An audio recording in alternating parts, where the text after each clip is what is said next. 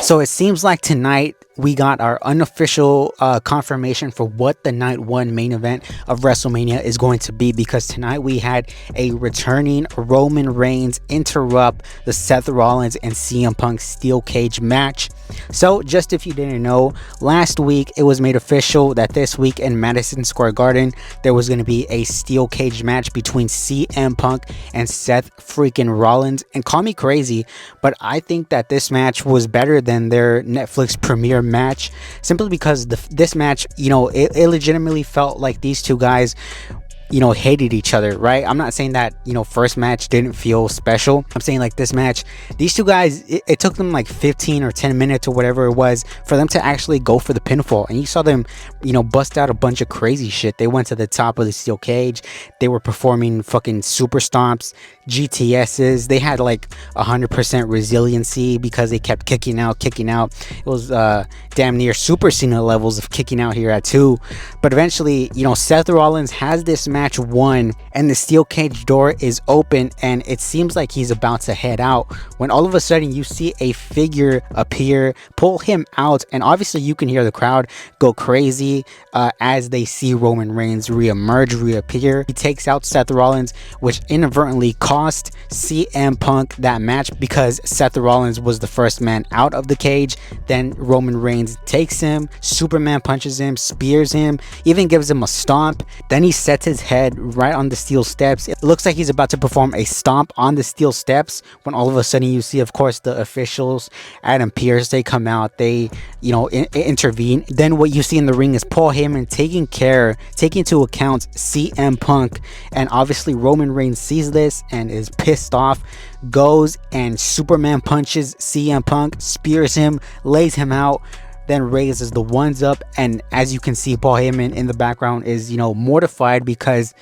this is going to come into play. And now this triple threat match now seems like the most logical next step, because obviously Roman and Seth have their issues, and obviously that reignited with the Royal Rumble, what Seth Rollins did to Roman Reigns at the Royal Rumble. And now tonight CM Punk lost this match, a person who he hates the most in Seth Rollins, because of what Roman Reigns did in order to get back at Seth Rollins. And you think that CM Punk is just gonna let what happened here tonight between him and Roman Reigns slide? Now, does CM Punk's favor, does that come into play? What that favor is, who knows? But honestly, I think it's gonna be that CM Punk wants Heyman on his side. He wants Heyman to be his wise man. And think about this: if you have that triple threat match at WrestleMania, it's almost going to be a fatal four-way, because Paul Heyman is out there at ringside, and you're going to be wondering what he's going to do, where his allegiance lies. Does it lie with Roman Reigns, his tribal chief, or does it lie with the original Paul Heyman guy in CM Punk? So obviously this is the direction that they're going there for night one, and I think it makes this triple threat match super interesting. Before I was kind of against the triple threat match, but now I seeing where they're going, seeing the direction that they're heading in, I am for it. I like this a lot. Another triple threat match that we're gonna get essentially as well is Rhea Ripley, Io Sky, and Bianca Belair. So Io Sky was out there for an interview with Michael Cole regarding her championship win last week, and Michael Cole brought out Bianca Belair as well to sort of converse between Io and Bianca. And of course, this brings out Rhea Ripley, and Rhea Ripley came out here talking like an idiot, because she is literally questioning why Bianca was out there. She says, I don't believe your excuses. I don't know why you were out there in the first place. You obviously didn't want to face me.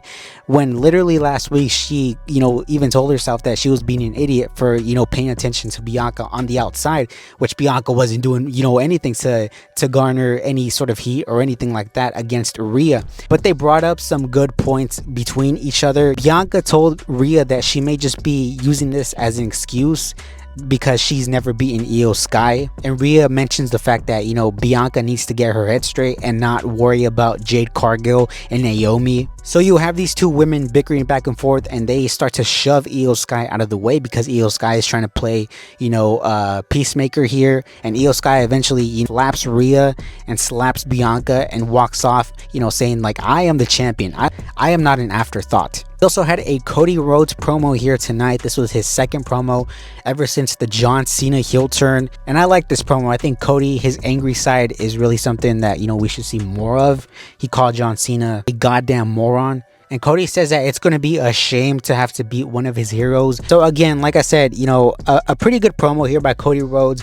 But again, we need that other side of the story, because right now we're just seeing Cody Rhodes, which is fine, but we're going to need to see what his thought process is, right? Why he turned heel, why now, why The Rock, you know what I mean? And we're going to get that next week, because they've been promoting next week John Cena and Cody Rhodes under the same roof. So obviously we're going to get that next week. And other than that, there wasn't much on this show really to write home about.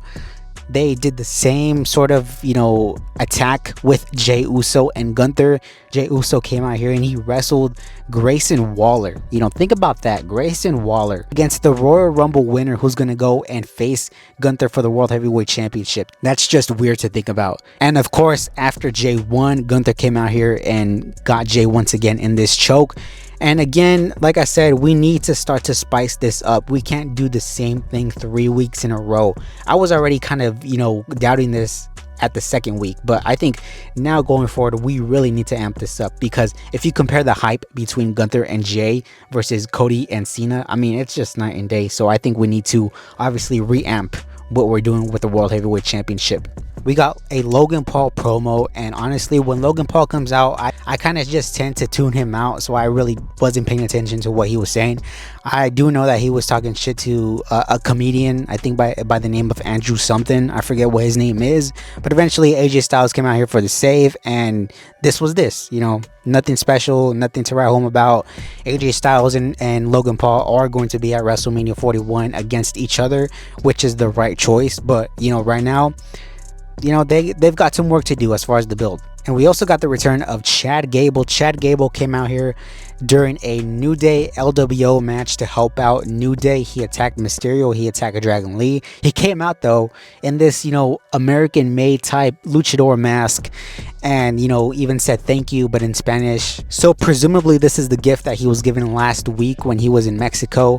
He was given this, luchador's mask, and later on it's revealed that he's having an interview with Kathy Kelly, and they're asking him whether or not this is him, whether or not he was the luchador in that match.